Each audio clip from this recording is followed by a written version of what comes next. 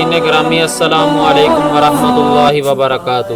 ہمارا آج کا عنوان ہے کہ ہم جنس پرستی کے نقصانات کیا ہیں اور ہم جنس پرستی کہتے کسے ہیں۔ ناظرین کرام، پاکستان اور یورپ اور چند دیگر ممالک کے بعد ایسا ملک بن چکا ہے کہ جہاں پر ہم جنس پرستی کو قانونی طور پر جائز قرار دیا گیا ہے۔ اب پاکستان بھی ان ممالک کے اندر شامل ہو چکا ہے، اور اسی طرح خطے کے چند ممالک مثلا بھارت ہے یا چین ہے، بنگلہ دیش ہے، ان تمام ممالک میں ابھی تک ایسا کوئی قانون پاس نہیں ہوا کہ جس میں ہم جنس پرستی کو صحیح قرار دے دیا جائے۔ ہم جنس پرستی کہتے ہیں کہ دو عورتوں کا آپس میں تعلق قائم کرنا یا دو مردوں کا آپس کے اندر تعلق قائم کر کے برائی کے راستے کی طرف اپنے آپ کو لے جانا، اور ہمارے قانون کے مطابق اب یہ بل پاس ہو چکا ہے جو کہ صراحتاً قرآن و حدیث اور پاکستان کی آئین کے خلاف ہے۔ اس میں تو ہماری توہین ہے۔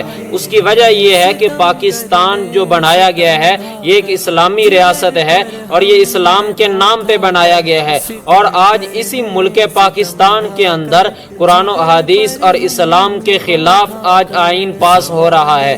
اب پاکستان میں یہ بل پاس ہوا ہے کہ ایک مرد دوسرے مرد سے شادی کر سکتا ہے، جنسی تعلق قائم کر سکتا ہے، اور اسی طرح ایک عورت دوسری عورت سے شادی کروا کر اپنا جنسی تعلق قائم کر سکتی ہے، اور نادرہ دفاتر میں جا کر وہ لوگ جو مرد ہے وہ اپنے آپ کو عورت اور عورت اپنے آپ کو مرد لکھوا سکتی ہے۔ ہم جنس پرستی جو سب سے پہلے شروع ہوئی ہے وہ قوم لوط نے شروع کی ہے۔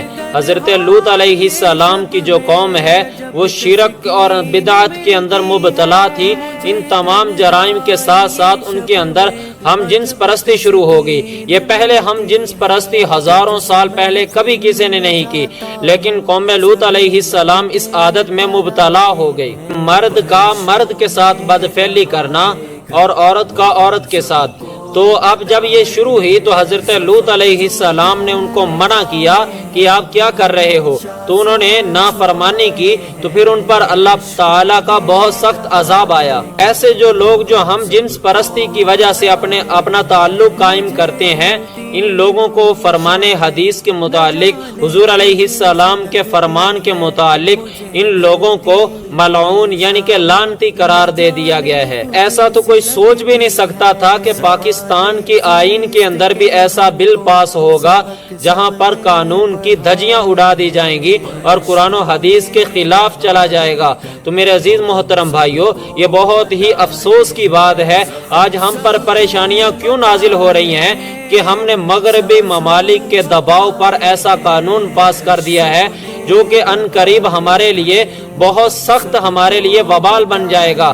اللہ پاک ان ظالموں کو نمٹائے گا، ان ظالموں کا کچھ نہیں بچے گا جن ظالموں نے یہ قرآن و حدیث کے خلاف قانون پاس کیا ہے۔ ان ظالموں کو اللہ پاک انشاءاللہ دنیا کے اندر ہی عبرت کا نشاں بنائے گا۔ جنس پرستی سے لواطت کو فروغ ملے گا، اور اسی طرح برائی، فحاشی، عریانی کو فروغ ملے گا، اور ہماری جو نوجوان نسل ہے وہ کھائیوں میں چلی جائے گی، وہ اپنے اصل مقصد کو بھلا دے گی اور اللہ کی دن بدن نافرمان بن جائے گی۔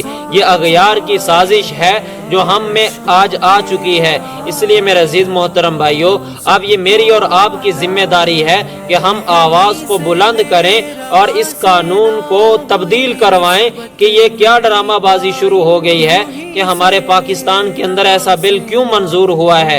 اب یہ میں نے اور آپ نے سب سے پہلے اللہ سے دعا کرنی ہے، اے اللہ ان ظالموں کو ہدایت نصیب فرما، اور ہمارا جو یہ قانون پاس ہوا ہے اے اللہ اسے تبدیل کر دے۔ یہ اللہ پاک کریں گے۔ اور دوسرے نمبر پر ہمیں قوم کو ساتھ لے کر آواز کو بلند کرنا چاہیے تاکہ اس فحاشی کو ختم کر دیا جائے۔ اگر یہ ختم نہیں کرتے تو دعا کریں اللہ ان ظالموں کو عبرت کا نشان بنائے۔